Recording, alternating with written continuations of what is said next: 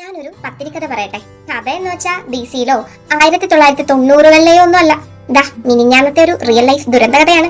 ചുമ്മാ പാട്ടും പാടി ഫേസ്ബുക്കിലെ റീൽസ് ഒക്കെ കണ്ടിരുന്നപ്പോഴാണ് ഒരു ചുള്ളൻ നല്ല പത്തിരിയും കോഴിയും തട്ടിവിടുന്നത് കണ്ടത്. അത് കണ്ടതും എന്റെ ഉള്ളിലെ ഷെഫ് ഉണർന്നു.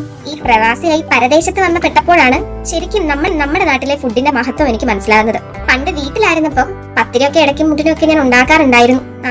എന്ന് പിന്നെ ഇന്ന് പത്തിരി കഴിച്ചിട്ടേ ഉള്ളൂ എന്നും വിചാരിച്ച്. പക്ഷേ കിട്ടിയത് 8ന്റെ പണിയാണ് ഗൈസ്. അത് എന്താണെന്ന് നിങ്ങൾക്ക് അറിയണ്ടേ? സോ സ്കിപ്പ് ചെയ്യാതെ വീഡിയോ മുഴുവനായിട്ട് കാണണേ. സംഭവം അല്പം കോമഡിയാണ്. ഞാൻ എന്തുണ്ടാക്കാൻ ഇറങ്ങി തിരിച്ചാലും ഫുള്ള് പ്രതിസന്ധികളാണ് ഗൈസ്. എന്തു ചെയ്യാൻ പറ്റും? 2 ഗ്ലാസ് അരിപ്പൊടിയിൽ 2 ഗ്ലാസ് വെള്ളം ഒഴിച്ച് അതിൽ ഉപ്പും കുറച്ച് വെജിറ്റബിൾ ഓയിലും ഒഴിച്ചിട്ട് നല്ലപോലെ ഇളക്കി കുഴയ്ക്കുക.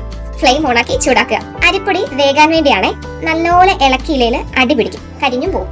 ഞാൻ നല്ല തഞ്ചത്തിൽ അങ്ങോട്ട് ഇളക്കി. കണ്ടപ്പോ നല്ല ഭംഗി, നല്ല പാകമാണെന്നൊക്കെ വിചാരിച്ചു. ബട്ട് അൺഫോർച്ചുനേറ്റ്ലി വെള്ളം കൂടിപ്പോയി ഗൈസ്.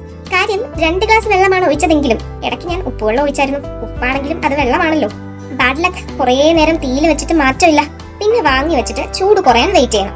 അല്ലേല് ആവേശത്തിന് കൈയിട്ട പിന്നെ കൈയും കൂടി കറിയാക്കേണ്ടി വരും. ചൂട് മാറിയിട്ട് കുറച്ച് എണ്ണ കയ്യിൽ തൂത്തിട്ട് ഞാൻ പണി തുടങ്ങി. കുഴച്ചിട്ടൊന്നും ശരിയാകുന്നില്ലെന്ന് മാത്രമല്ല, ആദ്യം ഉണ്ടായ ആ ഒരു ഇൻട്രസ്റ്റ് പോവുകയും ചെയ്തു. ഞാൻ പിന്നെയും കുറച്ച് അരിപ്പൊടി കൂടി ഇതിലേക്ക് ആഡ് ചെയ്തു. ആക്ച്വലി അത് ഞാൻ വീഡിയോയിൽ കാണിച്ചിട്ടില്ല കേട്ടോ. കാരണം പിന്നെ മാവ് ആഡ് ചെയ്യാൻ പാടില്ല. ഒരേ പാകത്തിന് അരിപ്പൊടിയും വെള്ളവും നമ്മൾ എടുക്കണം, എന്നാലേ പത്തിരി ശരിയാവും. കയ്യിലിരുന്ന മുഴുവൻ അരിപ്പൊടിയും എടുത്ത് തട്ടി ഞാൻ. എന്നിട്ട് ഒരു വിധത്തിൽ കുഴച്ചൊരു പരുവാക്കി. ഇനി നമുക്ക് പരത്തണം. പരത്താൻ പത്തിരി മേക്കറൊന്നും ഇല്ലാത്തതുകൊണ്ട് 2 ബട്ടർ പേപ്പറും ചപ്പാത്തി ഉരുട്ടുന്നത് ഇവനെയും കൊണ്ടാണ് ഇന്നത്തെ അഭ്യാസം. ബട്ടർ പേപ്പറിൽ ഓയിൽ പുരട്ടിയിട്ട് കുറച്ച് കുഴച്ച മാവ് എടുത്തിട്ട് ജസ്റ്റ് കൈവച്ച് ആദ്യം ഒന്ന് പരത്തിയിട്ട് മറ്റേ ബട്ടർ പേപ്പർ ഇതിന്റെ മുകളിൽ വെച്ച് അടച്ചിട്ട് പുറത്തുകൂടി പരത്തുക. പരത്തി ചെറിയ കലമാകുമ്പോൾ തുറന്നിട്ട് ഒരു പാത്രത്തിന്റെ റൗണ്ട് അടപ്പ് വെച്ച് കട്ട് ചെയ്തെടുക്കുക. ഇത്രേ ഉള്ളൂ പരിപാടി. ഇത് അരിപ്പൊടിയിൽ ഒന്ന് മുക്കി പൊക്കി എടുക്കണേ. ഇനി നിങ്ങൾക്ക് പിന്നീടും ഉപയോഗിക്കാനാണെങ്കിൽ ഇതുപോലൊരു എയർ ടൈറ്റ് കണ്ടെയ്നർ എടുത്തിട്ട് ഒരു ടിഷ്യൂ അതിന്റെ പുറത്ത് വെച്ച് ഓരോ പച്ച പത്തിരി നമ്മുടെ മാവിനകത്ത് നമ്മുടെ പൊടിയിലൊന്ന് തൂത്തിട്ട് അടുക്കി വെക്കുക. എല്ലാം പരത്തി കഴിഞ്ഞാൽ പിന്നെ ഒരു ടിഷ്യൂ മുകളിൽ കൂടി വെച്ച് ഫ്രീസറിൽ സൂക്ഷിക്കുകയാണെങ്കിൽ ഒരു 1 വീക്ക് വരെയൊക്കെ നമുക്ക് പത്തിരി ഉണ്ടാക്കാനായിട്ട് പറ്റും. എന്നെ പത്തിരി ഉണ്ടാക്കാൻ പഠിപ്പിച്ചത് ഒരു കോഴിക്കോട് ഇത്താത്തയാണ്. പുള്ളിക്കാരി എങ്ങാണ് ഈ വീഡിയോ കണ്ട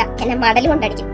എന്തായാലും ചുട്ടുകൂടി കാണിച്ചു തരാം. ഏതായാലും നനഞ്ഞല്ലോ, ഇനിയിപ്പോ കുളിച്ചു കയറാല്ലേ. പാൻ എടുത്ത് നല്ലോണം ചൂടായി കഴിഞ്ഞ് കഴിഞ്ഞാൽ ഓരോ പത്തിരി എടുത്ത് അടുക്കി അങ്ങോട്ട് വെക്കുക. ഈ പത്തിരി പൊട്ടിപ്പോകുന്നതിന്റെ റീസൺ എന്താണെന്നോ? വെള്ളം കൂടിയത് കൊണ്ടും പിന്നെ മാവിട്ട് കുഴച്ചതുകൊണ്ടുമാണ്. നല്ലോണം കുഴഞ്ഞില്ലെങ്കിൽ ഇങ്ങനെയുള്ള പ്രോബ്ലംസ് ഉണ്ടാകുമേ. സോ ബി കെയർഫുൾ കേട്ടോ. ഒരു 10-15 സെക്കൻഡ് കഴിയുമ്പോൾ എല്ലാ പത്തിരി കുഞ്ഞുങ്ങളെയും തിരിച്ചിടാമേ. നല്ലോണം ചൂട് പാനിന്റെ എല്ലാ സൈഡിലും കിട്ടുന്നുണ്ടെങ്കിൽ എല്ലാം ഒരേപോലെ പൊങ്ങി വരും. ഇപ്പൊ ഒരു സൈഡിൽ മാത്രമേ നല്ല ചൂട് കിട്ടുന്നുള്ളൂ, അതുകൊണ്ടാണ് ഇവിടെ മാത്രം പൊങ്ങി വന്നത്. നമ്മൾ മാറ്റി മാറ്റി എല്ലാ പത്തിരി കുഞ്ഞുങ്ങളെയും നീക്കി ചുട്ടെടുക്കാം. ഓൾറെഡി മാവ് വെന്തതാണ്. സോ ജസ്റ്റ് ഒന്ന് ആക്കിയാൽ മതി. നല്ല പേപ്പർ പോലത്തെ പത്തിരി റെഡി. കോഴിക്കറി കൂട്ടി തട്ടാനായിരുന്നു എന്റെ ആഗ്രഹം. പക്ഷേ ഇത് തന്നെ ചെയ്തു വന്നപ്പോൾ ഞാൻ ക്ഷീണിച്ചു. അപ്പൊ ഞാൻ നിർത്തുവാണ് ഈ പത്തിരിക്കഥ. ബട്ട് കാണാൻ ചന്തം കുറവാണേലും ടേസ്റ്റിന് പഞ്ചമൊന്നും ഇല്ലാട്ടോ എന്ന് ഓർമ്മപ്പെടുത്തി നിർത്തുന്നു. നന്ദി, നമസ്കാരം.